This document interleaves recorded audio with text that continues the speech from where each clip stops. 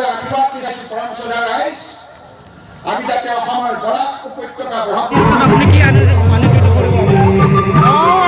মইতো বিৰাট সুখী আৰু এই অকল প্ৰমোদ বড়োৰ জয় নহয় প্ৰমোদ বড়োৰ লগত যিসকল সতীৰ্থ ইমান দিনৰ পৰা সংগ্ৰাম কৰি আহিছিল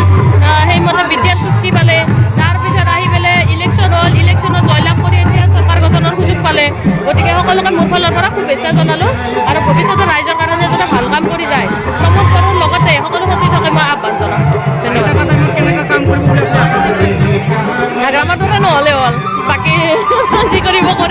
ভালে কৰিব নিশ্চয় আৰু ভাল কৰক বুলি আশা কৰোঁ মই যাবে না আৰু সকলোৱে আশীৰ্বাদ বিচাৰিছোঁ পৰঞ্চনা ৰাইজ আমি যাতে অসমৰ বৰাক উপত্যকা ব্ৰহ্মপুত্ৰ উপত্যকা পাহাৰ ভৈয়াম ৩৬খন জিলাৰ সকলো শ্ৰেণীৰ ৰাইজ সকলো জাতি জনগোষ্ঠী ভাষা ধৰ্মলোকে আগন্ত দিনত মিলাপ্ৰীতিৰে এখন শক্তিশালী আত্মনিৰ্ভৰ অসম নিৰ্মাণ কৰাৰ ক্ষেত্ৰত সফলতা অৰ্জন কৰোঁ তাকে কামনা কৰি আৰু এই মুহূৰ্তত এটি কথা নকলে নহ'ব NDFB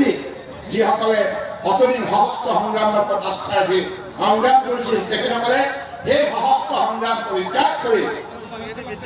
আজি অহিংসা নীতিত প্ৰৱেশ কৰি গণতান্ত্ৰিক পদ্ধতিৰে সমাজ নিৰ্মাণ কামত যিখিনি তেখেতসকলে পদক্ষেপ ল'লে তাৰ বাবে NDFB প্ৰতিগৰাকী কেডাৰলৈ মই আন্তৰিক ধন্যবাদ জনাইছোঁ আৰু তেখেতসকলক আমাৰ বিত্তমন্ত্ৰী হিমন্ত বিশ্ব শৰ্মা ডাঙৰীয়াই ইতিমধ্যে ঘোষণা কৰিলে আগন্তুক দিনত যিমান সংখ্যক চাৰেণ্ডাৰ কেডাৰ আছে সকলোকে সংস্থাপিত কৰা হ'ব মৰ্যাদা সহকাৰে আৰু ইয়াৰ উপৰিও আদিবাসী চাওতালৰ যিসকলে ইতিমধ্যে আত্মসমৰ্পণ কৰিছে তেখেতসকলকো মৰ্যাদা সহকাৰে